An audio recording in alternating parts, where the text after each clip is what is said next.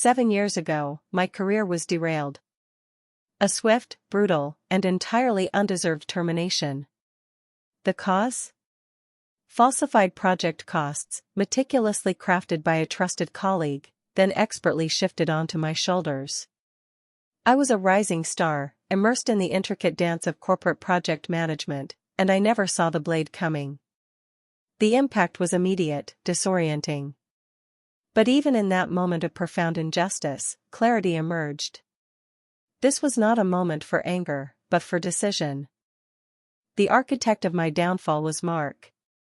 A project lead, my peer, someone I had implicitly trusted. We had collaborated on countless initiatives, shared late-night brainstorming sessions, celebrated victories. His actions were not a mistake, but a calculated maneuver. He needed a scapegoat for his own budgetary mismanagement, and I, with my growing reputation, was the perfect target. He manipulated data, fabricated approvals, and presented a narrative so convincing, it left no room for doubt about my culpability. The meeting was brief, sterile. HR, my department head, and a stoic Mark. My attempts to explain, to logically dismantle the fabricated evidence, were met with polite, firm dismissal. The decision had been made. There was no appeal, no second chance. I was escorted out of the building, my access revoked, my professional world collapsing around me. The shock was immense, a physical blow. But even then, amidst the debris of my career, a different kind of resolve began to form. Not born of rage, but of a quiet, unshakable certainty. Most people, faced with such betrayal, would react with immediate fury. They would fight, expose, scream. But in that moment of profound clarity, I saw a different path. A more potent, more absolute path. Bitterness is a poison. It consumes the host, clouds judgment, and rarely delivers the true justice sought. I felt no bitterness. Only a deep, calm understanding of what had transpired, and a dawning realization that the most devastating countermove was not immediate, but patiently delayed. Before the framing, during the project's initial phase, Mark had provided me with a signed, original cost estimate document. A simple, innocuous piece of paper at the time, detailing the initial projections. It was his signature, his numbers. This document, the real one, directly contradicted the falsified figures he later used to implicate me. It was not a smoking gun, not yet. It was a single, dormant seed of truth. And I held it. Securely.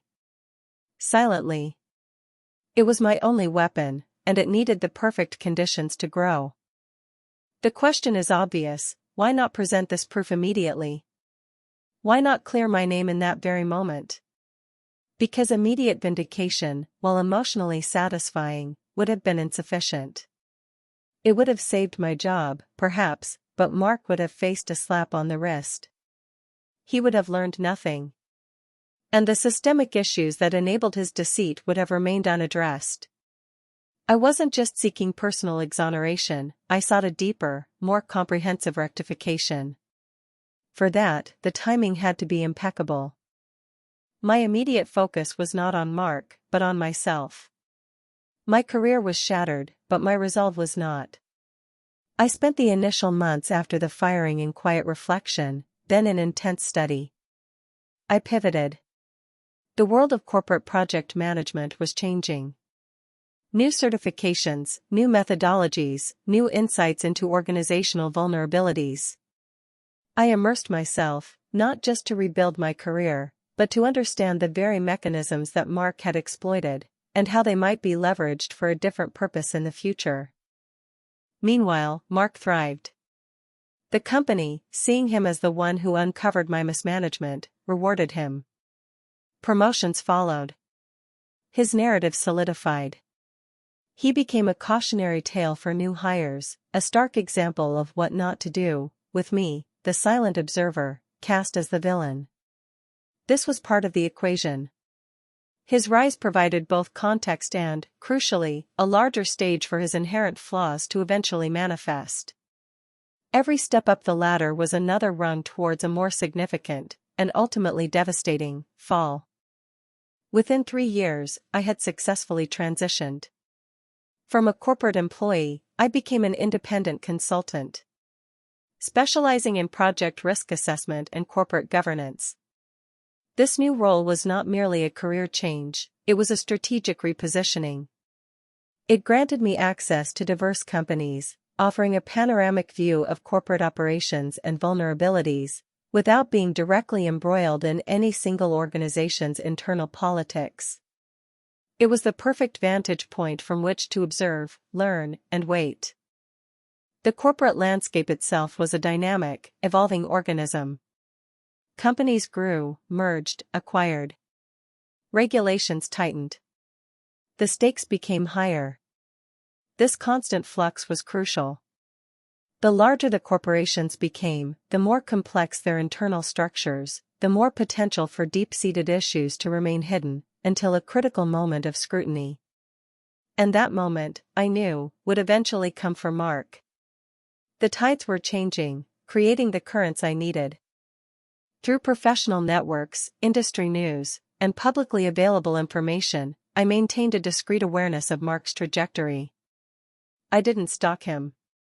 I observed his career from a distance, like a meteorologist tracking a storm system.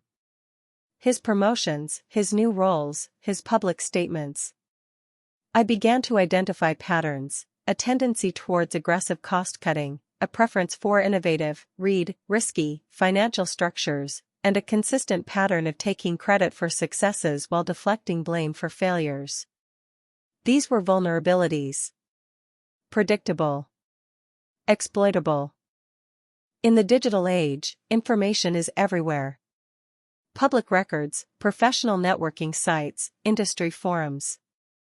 Every piece of information, however small, contributed to a comprehensive profile. Not just of Mark, but of the companies he worked for, their internal cultures, their operational methodologies. This was not surveillance, it was diligent, ethical intelligence gathering. Building a clear, objective picture of the environment, the key players, and the systemic pressure points. Data, carefully collected, becomes foresight. By year 3, Mark had moved to a new company, a fast-growing tech firm. He quickly ascended to a VP position, leveraging his proven track record. This was significant. A new environment meant new systems, new colleagues, and new opportunities for his modus operandi to take root. And a VP role meant a broader scope of responsibility, larger budgets, and consequently, greater potential for systemic impact. The scale of his future potential fraud, and its eventual exposure, was now significantly amplified. This was a chess match, played out over years. Every promotion Mark received, every new project he helmed, every strategic decision his company made, was a move on the board. My role was not to react to his moves, but to anticipate them. To understand the logical progression of his ambition, his methods, and the corporate environments he inhabited. I wasn't waiting for a specific mistake from him, I was waiting for the system itself, under the right pressures, to inevitably expose his pattern of behavior. While Mark's trajectory was public and celebrated, mine was quiet, deliberate. My reputation as a meticulous, impartial consultant grew. My insights into corporate vulnerabilities became highly valued. I wasn't just observing, I was mastering the very domain that Mark inhabited, albeit from a different, more ethical angle. This credibility, built patiently over years, would be indispensable. It ensured that when the time came, my subtle intervention would carry weight, would be trusted, and would be acted upon. The initial injustice, the unfair dismissal, never faded from my memory. But it didn't fester. It served as a constant reminder of the stakes, of the importance of my mission. It fueled my patience, sharpening my focus. The feeling was not one of lingering anger, but of a quiet commitment to seeing the situation resolved in a way that truly reflected the gravity of Mark's actions. True justice isn't just about punishment, it's about setting the record straight, in a manner that leaves no room for doubt. My work as a consultant brought me into contact with many professionals across various industries. I became a part of the extended network. I never spoke ill of Mark, never mentioned the past. Instead, I subtly emphasized the importance of robust financial controls, transparent project documentation, and rigorous due diligence processes in my presentations and conversations. Planting seeds. Reinforcing the very principles that Mark systematically undermined. Preparing the soil, so to speak, for what was to come. My studies and consulting work deepened my understanding of corporate systems. The intricate web of reporting lines, audits, legal obligations, and reputational risks. I learned that direct confrontation, especially when fueled by personal grievance, can often be dismissed as subjective. But a flaw in the system, when objectively exposed, is undeniable. I focused on understanding how these systems could, with a precise, minimal nudge, be compelled to correct themselves. The system itself would be the mechanism of justice. By year 5, Mark's ambition had truly taken hold. His new company, buoyed by his innovative and increasingly reckless financial strategies, had grown exponentially. But growth often masks deeper issues. The scale of the projects he now oversaw meant the potential for financial discrepancies had multiplied. Millions were now at stake. Not just in the initial fraudulent project, but in a pattern of similar, larger-scale manipulations that were becoming his hallmark. The stage was growing, and the act was becoming more dangerous. It became clear that the framing incident wasn't an isolated event, but a preview of Mark's operational style. He had a pattern. Falsifying project costs, exaggerating returns, obscuring losses. Systemic fraud. It was woven into the fabric of his management, consistently costing his company millions. This wasn't merely unethical, it was criminal. The original document, still secure, wasn't just proof of one incident. It was proof of a consistent methodology, providing historical context for his ongoing pattern of behavior. Then, the first whispers began. Rumors circulated within the industry about a potential acquisition of Mark's company by a much larger, more established corporation. This was the trigger. Acquisitions necessitate rigorous due diligence. A deep dive into every financial corner, every contractual obligation, every past project. This was the moment I had anticipated for 7 long years. The perfect storm. The perfect crucible in which truth, long suppressed, would finally be forged. Due diligence is an unforgiving process. It's designed to uncover every hidden liability, every potential risk. Teams of accountants, lawyers, and financial analysts comb through years of records, scrutinizing every line item, cross-referencing every claim. It leaves no stone unturned. And it operates on a simple principle: absolute transparency. For Mark, whose career was built on opacity and fabricated success, this process was an existential threat. It was a net designed to catch precisely what he had been casting. The elements aligned. My established reputation as a reliable consultant. Mark's new company, ripe for acquisition. His history of systemic fraud, now magnified by the scale of his position. And, crucially, the rigorous, unsparing process of due diligence. These were not random occurrences. They were the inevitable consequences of Mark's actions and the natural progression of the corporate world.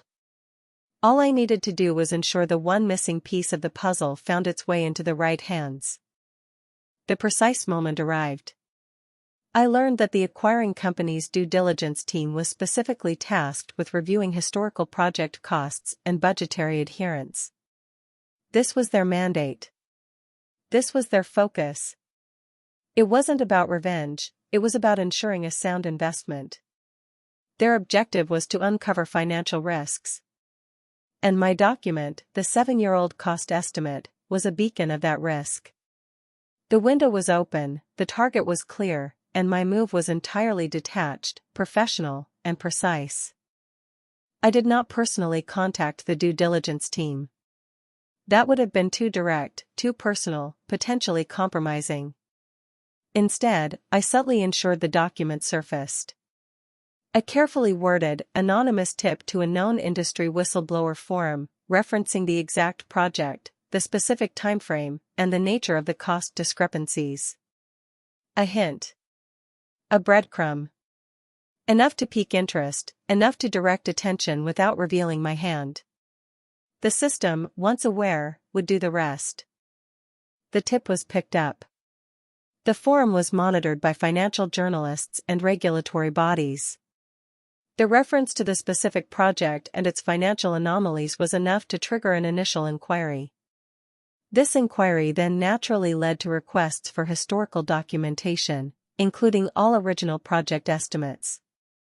The signed cost estimate, my silent proof, became a crucial piece of the puzzle for the due diligence team. It wasn't discovered because of my direct action, but because of the system's inherent need for truth. The due diligence team found it. The old, signed cost estimate. Its date, its figures, Mark's distinct signature. They compared it to the official project records Mark had submitted years ago, the very ones that framed me. The discrepancy was glaring. Irrefutable. A foundational lie, now exposed, casting a long shadow over every subsequent project Mark had managed. The initial fraud was now undeniable. And it opened the door to much more. Once the initial fraud was identified, the floodgates opened. The due diligence team, armed with this historical context, revisited all of Mark's subsequent projects at his current company. They found the pattern. The systemic fraud. The millions in hidden costs, the exaggerated profits, the creative accounting. His entire career at that company was built on a house of cards. The acquisition was immediately put on hold. The investigation escalated from due diligence to forensic audit. Mark, naturally, denied everything. He scrambled, he fabricated new excuses, he tried to discredit the findings. But the evidence was overwhelming. The original document was an anchor, grounding the entire investigation in undeniable fact. His attempts at deflection only further confirmed his guilt. There was no escaping the paper trail he had so meticulously created, and the one crucial piece of paper he had forgotten about, the one that exposed it all. The forensic audit, fueled by the initial discovery, quickly amassed irrefutable proof. Not just from the old document, but from the myriad of subsequent financial manipulations Mark had orchestrated. Emails, ledger entries, altered contracts, testimony from junior staff he had intimidated. The initial fraud that cost me my job was merely the primer, the blueprint for a much grander, more destructive scheme. His ambition had become his undoing, magnified by the system he sought to exploit. The consequences were swift and absolute. Mark was immediately terminated. His reputation, once meticulously built on deceit, was irrevocably shattered. His career, the one he had climbed over me to achieve, lay in ruins. Not only was he fired, but faced with the prospect of severe legal action from the now scrapped acquisition, from his former company, and potentially from shareholders. The financial damage was immense, the corporate trust utterly broken. The architect of my downfall had finally crumbled under the weight of his own creation. The legal repercussions were extensive. The acquisition talks collapsed entirely, costing both companies millions in due diligence fees and lost opportunities. Mark became the focal point of multiple lawsuits. His assets frozen, his future bleak. He lost everything he had gained through his lies. He faced criminal charges for financial fraud, a fate far more severe than the mere slap on the wrist he would have received had I exposed him 7 years prior. This was not just a career setback, it was the complete dismantling of his life's work. I watched the news unfold from a distance. No direct contact, no public statements, no gloating. Just a quiet, profound sense of satisfaction. Not the primal roar of vengeance, but the calm assurance of a plan meticulously executed. There was no bitterness, no anger. Only clarity. The system, nudged precisely, had self-corrected. Justice, in its own deliberate way, had been served. And I, the patient observer, had simply provided the necessary catalyst. The true cost of Mark's actions wasn't just measured in the millions of dollars lost. It was in the erosion of trust, the damage to corporate integrity, and the careers he trampled, including mine. But the ultimate cost was his own self-destruction, engineered by his own unchecked ambition and disregard for ethics. The 7 years were not about waiting for him to simply fall, but for him to fall in a way that was irreversible, undeniable, and entirely of his own making. This was not a story of revenge, but a masterclass in long-game patience. It was a demonstration that some battles are best fought not with explosive confrontation, but with quiet, calculated strategy. With foresight, observation, and an unshakable belief in the eventual triumph of truth. It required a deep understanding of human nature, corporate dynamics, and the precise moment when the delicate balance would finally tip. 7 years. Every move deliberate. The endgame never in doubt. The king had fallen. Not by my direct hand, but by the relentless pressures of the game itself. Once a critical piece of information was placed precisely where it needed to be. The board was cleared. The match was concluded. And the satisfaction derived was not from seeing an enemy suffer, but from witnessing the elegant, undeniable progression of cause and effect. A vindication born not of anger, but of objective, strategic mastery. My life today is built on integrity and foresight. The experience solidified my convictions, honed my skills, and deepened my understanding of what truly matters. It taught me that genuine vindication doesn't require bitterness, it demands clarity, patience, and a commitment to principle. This was not about retribution. It was about restoration. Restoration of integrity to a system, and restoration of a belief that, eventually, truth will always find its way to the surface, regardless of how deeply it is buried. Timing. It is the ultimate weapon, wielded by those who understand its power. Not brute force, not emotional outbursts, but the quiet, relentless force of waiting for the perfect confluence. For those 7 years, I was not dormant. I was active. Learning. Observing. Preparing. Because some moments are too critical, too fragile, to be rushed. And when that perfect moment arrives, a single, precise action can reverberate with far greater impact than any explosive confrontation ever could.